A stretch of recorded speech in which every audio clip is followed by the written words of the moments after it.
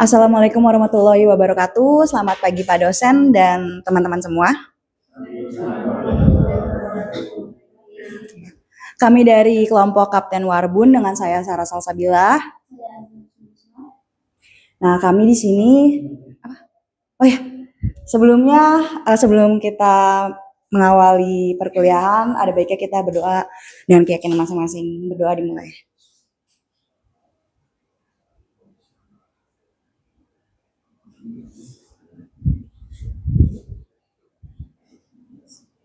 Pada pagi hari ini saya akan menjelaskan tentang komunikasi efektif dengan sumber buku retorika oleh Aristoteles.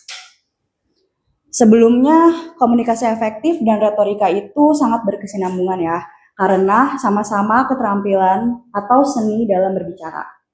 Nah, Aristoteles mendefinisikan bahwa retorika adalah seni berbicara persuasif. Persuasif dalam KBBI itu adalah cara membujuk agar audiens yakin dan mau melakukan sesuatu, atau kata lainnya itu terpengaruh oleh topik dari si pembicara. Dan komunikasi efektif bukan hanya soal memberikan informasi, namun soal bagaimana audiens dapat terpengaruh. Dan komunikasi efektif dapat didefinisikan sebagai komunikasi efektif jika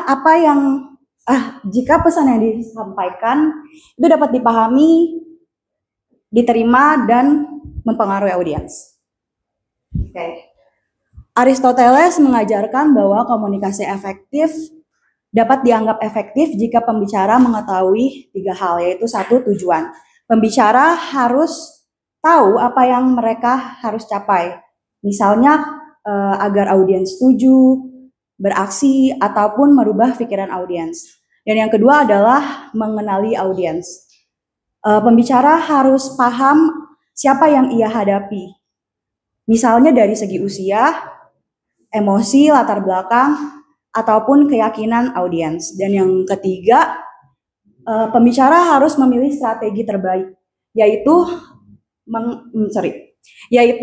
mampu memilih senjata persuasif yang tepat. Seperti 3 unsur dari etos, patos, dan juga logos.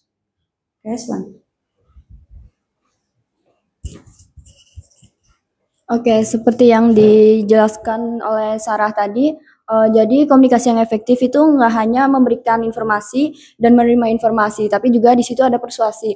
Nah, persuasi sendiri itu ada 3 macam alatnya, teman-teman. Yang pertama itu ada etos, pantos, dan logos. Etos sendiri itu merupakan karakter personal, yakni pembicara itu harus bisa dipercaya lewat keahlian, kejujuran, dan karakter. Ini bisa bikin audiens semakin percaya sama pembicaranya. Yang kedua ini ada pantos, yaitu menempatkan audiens dalam kerangka berpikir gimana caranya pembicara ini bisa menyentuh emosi audiensnya. Kayak kalau misal dia ada keadaan berduka itu gimana caranya sih pembicara menyentuh emosi sedihnya audiens ini gitu. Atau enggak di dalam acara motivasi, gimana sih caranya motivator ini ngembangin emosi bahagia dan gimana caranya motivator ini membangkitkan semangatnya audiens. Hal ini tuh pantos ini bisa digunakan agar antara pembicara dan audiens ini bisa lebih terhubung dan berkesan sehingga audiensnya bisa termotivasi untuk bertindak. Yang ketiga itu ada logos, teman-teman. Ini tuh adanya pembuktian. Jadi gimana sih pembicara itu ngomong tapi dia itu bisa lebih terpercaya, yaitu dengan cara pembicaranya ngasih data, ngasih fakta yang valid. Jadi kalau misal pembicara ngomong tanpa logos nih, pesan yang disampaikan bisa dibilang omong kosong aja. Nah, jadi kemudian ada pengamatan penerapan di lingkungan kampus. Yang pertama itu ada teman-teman ini merhatiin nggak sih kalau misal waktu pertama kali ketemu sama dosen pasti secara nggak langsung kadang ada yang ceritakan tentang saya lulusan mana gitu kan. Di kelas saya sendiri itu ada namanya Pak Firman, dia pernah cerita kalau saya dulu satu kelas sama Bu Irma. Bu Irma sendiri itu dosen saya juga. Jadi di situ secara nggak langsung otomatis mahasiswa langsung percaya dong sama apa yang diucapkan sama Pak Irfan karena trusted. Dia itu lulusan dari Unpad, dia satu kampus sama Bu Irma. Jadi dia pernah mempelajari materi yang dia sampaikan sebelumnya. Yang kedua itu ada iklan periode pendaftaran mahasiswa baru di kampus yang menampilkan foto mahasiswa dengan penampilan good looking dan ekspresi wajah yang bahagia. Mungkin teman-teman pernah lihat ya banner di depan kampus itu tulisannya pendaftaran diperpanjang atau pendaftaran masih dibuka gitu kan. Di situ kan bannernya itu menampilkan anak-anak yang penampilannya itu rapi, terus wajahnya juga yang bahagia, terus penampilannya menarik gitu kan. Itu secara nggak langsung itu bisa memicu motivasi orang yang ngelihat buat ngedaftar di Universitas Mercu Buana. Yang ketiga itu ada dalam menjelaskan materi perkuliahan, dosen menyebutkan suatu fenomena dengan menyertakan data, statistik, dan sumbernya. Jadi tiap kelas itu saya selalu dijelasin sama dosen kalau kita tiap ngasih tahu materi itu harus ada dikasih bukti data statistiknya biar lebih terpercaya, biar lebih ilmiah. Selain itu juga kita juga harus melihat fenomenanya. Kalau misal ada beritanya disertakan di dalam materi itu gitu. Nah, ini bisa bikin mahasiswa otomatis percaya dengan apa yang disampaikan karena buktinya itu ada faktanya, ada datanya, dan fenomenanya itu ada jadi valid. Oke, jadi masalah komunikasi akan disampaikan oleh Caca.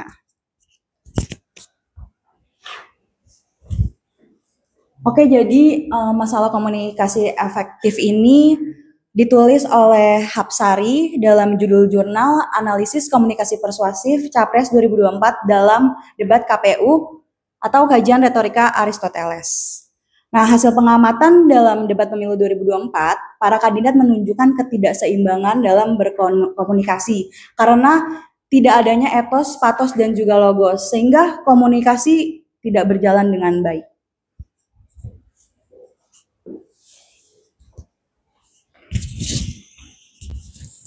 Menurut kami, tantangan komunikasi efektif di Indonesia ini pasca Pilpres, ini masih berkaitan dengan fenomena dari jurnal yang tadi. Komunikasi di Indonesia pasca Pilpres itu bukan lagi tentang punya data atau punya emosi buat membangun emosi di audiensnya, tapi juga tentang gimana sih ngegabungin antara 3 pilar yang tadi, antara etos, patos, dan logos dengan etis. Saran komunikasi efektif dalam debat Pilpres sebaiknya itu fokus pada pertama, fokus ke logos. Komunikasinya itu menyajikan kebijakan dengan data yang mudah dipahami audiens. Enggak cuma omong kosong doang tanpa data atau bahkan ngomong data tapi itu ternyata enggak relevan, enggak ada buktinya. Yang kedua itu ada menyeimbangkan pantos, menggunakan emosi untuk membangun empati dan persatuan, bukan untuk menyerang personal paslon lain atau cuma sekedar hiburan doang buat audiensnya. Tapi apa informasi yang disampaikan paslon itu harus berbobot.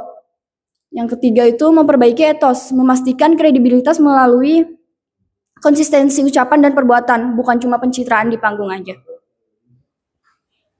Kesimpulannya, inti dari komunikasi efektif menurut bukunya Aristoteles ini, komunikasi yang efektif itu nggak cuma ngasih tahu informasi aja atau menerima informasi aja, tapi juga di situ ada mengandung persuasi, yaitu kemampuan untuk meyakinkan audiens. Persuasi ini cuma efektif kalau kita mampu mengintegrasikan ketiga pilar kayak tadi, logos, pantos, dan etos, atau logika, emosi, dan kredibilitas secara seimbang. Nah, materi yang kita sampaikan tadi referensinya itu dari buku Aristoteles yang judulnya Retorika, tahun terbitnya itu 2018, dan jurnalnya Hapsari, Fatinova, dan Ardan yang judulnya Analisis Komunikasi Persuasif dalam Debat KPU 2024. Di sini teman-teman ada yang mau bertanya?